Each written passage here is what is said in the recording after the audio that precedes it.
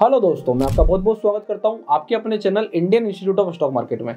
और हमारी जो कंटिन्यूस वाली ईटीएफ वाली सीरीज चल रही है, मेरा मानना है कि आपको उसमें बड़ा मजा आ रहा होगा, बहुत प्यारी लर्निंग मिल रही होगी। अब आज के दिन हम कंपेयर करने वाले हैं फिर से घोड़े को घोड़े के साथ में। That means comparing low volatility with quality. कि सर एक तरफ मैं ऐसे स्टॉक को पकड़ता हूँ जो कि सदियों तक रखे रहते हैं पर उनमें बहुत शानदार क्वालिटी होती है, जब उनका मौका आएगा तब फटेंगे। और दूसरे सर ऐसे स्टॉक है जहाँ पे मोमेंटम बहुत ही स्लो होता है, वो दिन का 1% आधा परसेंट मूव करते हैं और उनका बीटा छोटा होता है। बीटा छोटा मतलब कि अगर निफ्टी 1% चलता है तो हमारा स्टॉक शाना है वो सिर्फ आधा % चलता है, और निफ्टी 1% गिरता है तो भी हमारा स्टॉक शाना है वो सिर्फ आधा % गिरता है। तो ऐसे वाले स्टॉक का कंपैरिजन हम करने वाले क्वालिटी वाले स्टॉक से। अभी क्वालिटी में कौन से स्टॉक होंगे नहीं होंगे जाके उसका इंडिविजुअल एनालिसिस करना होता है, दैट इज डिफरेंट पार्ट। यहाँ पे हम कंपेयर कर रहे हैं ईटीएफ को ईटीएफ के साथ में। फिर वो ईटीएफ अच्छा है कि नहीं इसको जाके चेक करना होता है। जैसे वीडियो के नीचे बहुत सारे कमेंट्स आ रहे थे कि सर ये ईटीएफ अच्छा है कि नहीं, ये कैसे पता करते हैं। तो देखो, इसको पता करने का एकमात्र सॉल्यूशन है, वो यह है कि आपको जाके उस ईटीएफ को खोल के डिटेल में स्टडी करना पड़ेगा कि उसने जो स्टॉक ले रखे हैं वो चलते दिख रहे हैं कि नहीं, वो भी जाके चेकआउट करना होता है। जैसे कि बहुत टाइम पहले मैंने एक वीडियो बनाई थी डेट इज पीएसयू बैंक पर, और पीएसयू बैंक की क्या स्थिति होगी वो सारा डिपेंड करता है कि पीएसयू बैंक चलते दिख रहे हैं कि नहीं। अब पीएसयू 20 भागेगा कि नहीं भागेगा, तो ऐसा पीएसयू बैंक मर्जी से नहीं भागता है। अगर आप लोगों को ये लगेगा कि पीएसयू 20 चलेगा चलेगा चलेगा और भाग जाएगा, तो ऐसा नहीं होगा। जब तक SBI, Canara bank, Punjab national bank, union bank ये सब नहीं चलेंगे तब तक वो नहीं चलना है। तो ये सारी चीजों को आपको समझना पड़ेगा।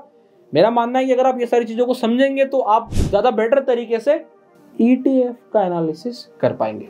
बोले बहुत ही बढ़िया।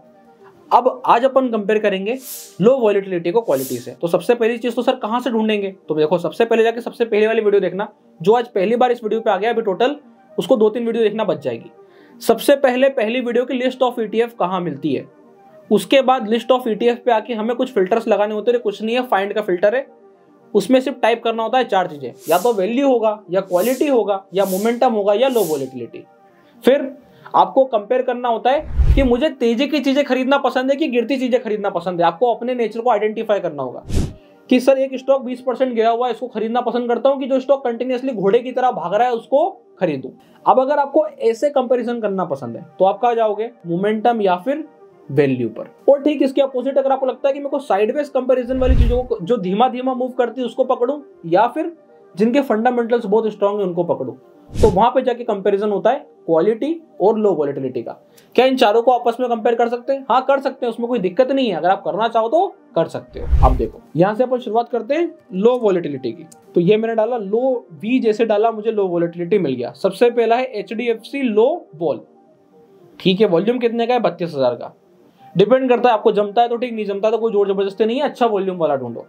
क्या कर रहा है, निफ्टी 100 में से ऐसी 30 कंपनी पकड़ रहा है जिनकी वॉलेटिलिटी कम होती है, जो ज्यादा इधर उधर फटते नहीं है। बोले लगा के देखते हैं। एचडीएफसी लो वॉल आ गया, पकड़ लिया। क्या स्थिति, बोले ऊपर से कितना पिटा, मार्केट ने हाई मार दिया था सितंबर में, बोले हाँ। तब से लगा के अभी तक में इसकी क्या स्थिति है, बोले 13% की पिटाई खाई है मात्र। सर निफ्टी कितना गिर गया, निफ्टी कितना गिर गया, आ जाओ चेक कर लेते हैं, क्योंकि यहीं से कंपेयर करना पड़ेगा ना। तो अगर निफ्टी की बात करी जाए तो निफ्टी टॉप से सोया है 13%। मतलब क्या ये निफ्टी को फॉलो कर रहा है, तो हाँ बोल सकते हैं निफ्टी को फॉलो कर रहा है। पर ध्यान से देखना, इसका रिटर्न निफ्टी से अच्छा होगा। बोले वो कैसे, वो देखो। अब इसको एक जोन में कंपेयर करते हैं। यहाँ से 4 जून वाले लो से या थोड़ा इधर से उठा लेते हैं तो और अच्छे रिटर्न आएंगे। यहाँ से पकड़ लेते हैं, जनवरी से पकड़ लेते हैं सितंबर के टॉप को, कितना हो गया 24%। अब इसमें आ जाते हैं एचडीएफसी लो, यहाँ पे आ गया। हमें वही जनवरी से पकड़ लेते हैं। जनवरी गया हमारा, ये रहा जनवरी, जनवरी का स्टार्टिंग और ये रिटर्न। कितना रिटर्न आया, 27%। तो जब ये चल रहा है तो ये लो वॉलेटिलिटी के साथ भी निफ्टी को बीट करेगा, ये इसका क्राइटेरिया है। अगर ये निफ्टी को बीट नहीं कर पाता दैट मींस कोई पॉइंट नहीं है, फिर तो निफ्टी ले लो ना। लो वॉलेटिलिटी का क्राइटेरिया यही है कि अगर आप इसको प्रीवियस सेशंस में जाके देखोगे, पिछले 5-10 साल का डाटा कंपेयर करोगे, तो ये निफ्टी को कंसिस्टेंटली बीट करता है, तभी चल रहा है, नहीं तो चलता ही नहीं। समझ में आया? अब आगे और बोले लो वॉलेटिलिटी के कोई स्टॉक ईटीएफ देख लेते हैं। मेरा एसिड का निफ्टी 100 लो वॉलेटिलिटी 30 लो वॉल, वॉल्यूम ना के बराबर नहीं चेक करेंगे। और आ जाते हैं कोटक निफ्टी 100 लो वॉल 30 लो वॉल 1 इसका नाम है, वॉल्यूम ठीक ठाक है, चेक करते हैं। लो वॉल 1, लो वॉल 1 मिल गया। चेक करते हैं क्या क्या इसकी कितनी फाइल निफ्टी ऊपर से 13% सिमिलर। और यहाँ पे अगर कंपेयर करा जाए, ये कब से डाटा मौजूद है, मार्च से, तो आपको सही रिटर्न जनवरी वाला तो नहीं आएगा, पर फिर भी कितना दिखा रहा है, 23%। तो निफ्टी के बराबर पहुंच गया। अगर थोड़ा सा और पहले से लिस्ट होता तो नीचे से ज्यादा रिटर्न निकाल दिया होता। तो यही मैं आपको बता रहा हूँ। ये सारे ईटीएफ क्यों चल रहे हैं, क्योंकि ये निफ्टी से ओवर परफॉर्म कर सकते हैं, दैट इज वाई। क्लियर होगा। और एक आध देख लो लो वॉल, निफ्टी 100 लो वॉल 30 इंडेक्स, मतलब कि ये निफ्टी 100 के लो वॉलेटिलिटी के ऐसे 30 स्टॉक को पकड़ रहा है जो कि 100 में 30 है और लो वॉलेटिलिटी से मूव करते हैं। खत्म। लो वॉल आईईटीएफ जाके चेक कर लेना, अच्छा खासा वॉल्यूम में चेक कर लेते हैं। लो वॉल आईईटीएफ देखते हैं, आएगा लगभग सेम ही। कितना हो गया, 14%। इधर पे आ जाओ रिटर्न में, जनवरी से, 11 जनवरी, बस यहीं से पकड़ लेते हैं टॉप पे, 28, 29, 25 से 29% के बीच में। अब आप 27, 28 पकड़ सकते हो, तो निफ्टी बीट है। ठीक, अब आ जाते हैं क्वालिटी पे कि how are quality performing, QUA। बस अब यहां पे देखो, Aditya Birla Sun Life 200 quality 30, क्या नाम है इसका, निफ्टी क्वालिटी, निफ्टी QLITY, ठीक है ना। चेक करते हैं, निफ्टी QLITY मिल गया, आदित्य बिरला का है, बोले हाँ। अब ये क्या कर रहा है, ये क्वालिटी स्टॉक को पकड़ रहा है जिसकी वैल्यू में फंडामेंटल्स काफी तगड़े हैं। किसमें पकड़ रहा है, 200 में से 30 ऐसी कंपनी जिनके फंडामेंटल एकदम जबरदस्त बैठते हैं उनके अकॉर्डिंग। ठीक है, बोले रिटर्न यहां से चेक कर लेते हैं, पिटाई हुई है 18%, 17% के आसपास। बोले रिटर्न जनवरी से आ जाते हैं, 11 जनवरी, कितना हो गया, 28, 29%। तो इससे एक चीज समझ में आ गई होगी, अगर एक तरफ आ रहा है निफ्टी का 24% का रिटर्न और एक तरफ आ रहा है इसका 28% का रिटर्न। देखो मैंने आपसे क्या कहा था जब हम स्टार्टिंग कर रहे थे इस सीरीज की, कि हर किसी को सिर्फ पैसा कमाने के बारे में नहीं सोचना चाहिए, बचाने के बारे में भी सोचना चाहिए। अब आप यहाँ पे देखो, अगर आपके पास लो वॉलेटिलिटी होता तो अभी क्या हुआ, आपके अगर 80,000 1,20,000 बन गए होते और आप लो वॉलेटिलिटी में होते तो अब आपका पैसा कम घटता। यहाँ पे क्या होता, आपके 80,000 1,20,000 बन गए होते, बोले बन गए, पर जब दोबारा पैसा घट रहा है तो घट भी ज्यादा जा रहा है। तो यहाँ पे हमें स्विच करना होता है। It is all about game of switching, कि मैं अब मोमेंटम में हूं, अब मैं गया कहीं और, अब मैं गया कहीं और। This is the way. अब ये सारी बहुत तगड़ी लर्निंग हो गई है, मतलब मेरा मानना है कि फाड़ लर्निंग ऐसी यूट्यूब पे नहीं मिलती है। पहले मेरा प्रयास था बनाया जाए नहीं बनाया जाए, मैं विचार कर रहा था, फिर मैंने सोचा नहीं यार पब्लिक को पता होना चाहिए। बहुत सारे लोग परेशान हो जाते हैं जब मार्केट टूटती है, तो उनका पोर्टफोलियो में देख रहा हूँ 20%, 25%। अरे मैंने कहा क्या हो रहा है यार ये। तो ये चीजों को समझने के लिए, और अभी मार्केट नहीं टूटा है, बेसिकली कुछ भी नहीं हुआ है अभी। मार्केट अगर वास्तव में घुसेगी तो पोर्टफोलियो 70% तक लाल होने चाहिए, ये मेरा अंदाजा है और मेरा एनालिसिस है।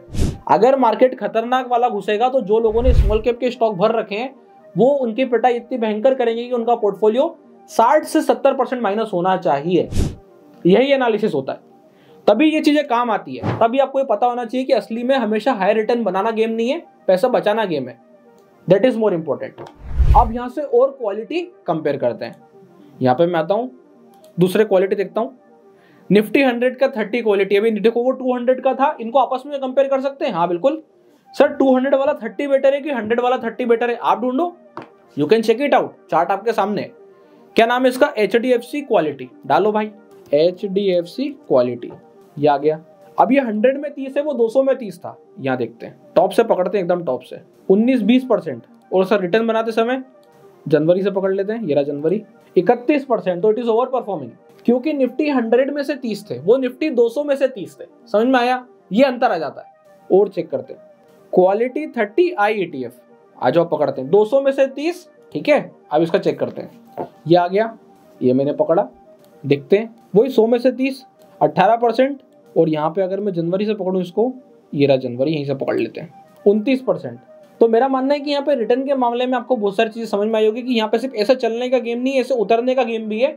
ये उतरते में हम कितना बचे, जैसे कि मैंने आपको बताया था, यहाँ पे उतरने में देखो 25%, जबकि इसी को यहाँ देखो, अगर मैं यही लो वॉलेटिलिटी में चले जाऊं और यहाँ से पकड़ूं तो देखो रिटर्न मात्र 12% नेगेटिव। तो करेक्शंस के फेज में वाली वीडियो क्यों बता रहा हूं, ताकि आपको एक लर्निंग मिल जाए कि this is the way market behave. Return आएगा, रिटर्न जाएगा, रिटर्न आएगा, मैंने पकड़ लिया, मार्केट में कंटिन्यूअस बैठना है, मैंने स्विच कर दिया। सर कब स्विच करना चाहिए, कब नहीं करना चाहिए, यू हैव टू थिंक, आपको समझना पड़ेगा। मेरा मानना है कि थ्योरी में मजा आया होगा, बहुत शानदार लर्निंग थी। अब यहाँ से मैं आपको चीज बताता हूँ, ये सीरीज अब तभी कंटिन्यू होगी आगे जब यहाँ पे वीडियो के नीचे कमेंट आएगा कि सर ये जो ये NV20I ETF है ना, इसके बीच स्टॉक बताओ, ये क्या पकड़ते हैं, हमें पकड़ना है। मैं चाहता हूं ऐसे 10 मैं बनाऊं, निफ्टी 100 क्वालिटी 10 मेरा है, मैं बनाऊंगा।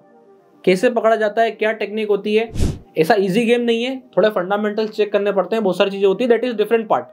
पर क्या हम उनसे बेटर कर सकते हैं? क्या सर मैं निफ्टी के रिटर्न को हरा सकता हूं अगले 3 साल में? तो देखो, निफ्टी के रिटर्न को हराना कोई बड़ी बात नहीं है, स्मॉल कैप ले लोगे तो हरा दोगे। ऐसे कंपेयर नहीं करते, मैंने पहले भी सिखाया था, अभी भी सिखाता हूं। घोड़े को घोड़े के साथ कंपेयर करना है। अगर स्मॉल कैप में रिटर्न बना के निफ्टी को हरा रहे हो तो फायदा नहीं है, स्मॉल कैप के इंडेक्स को हराना पड़ेगा, क्योंकि रिस्क भी आप उतना दे रहे हो। यहाँ पे गेम रिस्क का, मैंने भी समझाया। अब लो वॉलेटिलिटी के स्टॉक को लेके निफ्टी को हराया तो माना कि गेम खेला। और पर अगर आप ये सोचते हो कि आपने निफ्टी के बाहर से कोई स्मॉल कैप का स्टॉक खरीदा जो 5-5% का सर्किट मारता है और उसको उठा करके आपने 15 दिन 20 दिन में बेच दिया और फिर आपने बोला कि देखो मैंने निफ्टी को हरा दिया, तो ऐसे निफ्टी को नहीं हराया जाता है। वहां पे आपने रिस्क भी उतना लिया है, फिर वहां पे जाके आपको किसी स्मॉल कैप के इंडेक्स को हराना था। This is the way. मेरा मानना है कि अब आप लोगों को क्लियर हो गया होगा। आप अपने आप को कब चैंपियन समझते हो और कब चैंपियन नहीं समझते हो, टोटली डिपेंड करता है कि आपने किस श्रेणी के स्टॉक से रिटर्न कमाया। ये चीज का विशेष ध्यान रखना ही सबसे बड़ी लर्निंग है। एक कैटेगरी होती है, उस कैटेगरी की स्टॉक में ही अगर मैं रह करके कम रिस्क लेकर के अगर इंडेक्स को बीट करता हूं तो I am a good trader. अगर मैं उस कैटेगरी से बाहर जाता हूं और फिर निफ्टी से कंपेयर करता हूं तो बेवकूफी करता हूं, क्योंकि जब मेरी पिटाई होगी ना तो बहुत भारी पड़ेगी। ये चीज का ध्यान रखना। All in all this was the learning of this ETF series. मेरा मानना है कि आपको समझ में आया होगा। गिरता मार्केट है तो ज्यादा छाती पे बोझ रख के आप लोगों ने सीखा होगा, कोई बात नहीं, देखते हैं क्या होता है। ऑल इन ऑल हम बाकी फिर आगे का एनालिसिस तो करते ही चलेंगे। आई होप आप लोगों ने वीडियो अच्छी लगी होगी। वीडियो को लाइक कीजिएगा, चैनल को सब्सक्राइब कीजिएगा। इसके अलावा अगर आप लोगों ने अभी तक अपना डीमेट अकाउंट नहीं खुलवाया है तो डिस्क्रिप्शन के नीचे लिंक मिल जाएगा, आप जाके अपना डीमेट अकाउंट ओपन करा सकते हैं। तब तक के लिए बहुत बहुत धन्यवाद।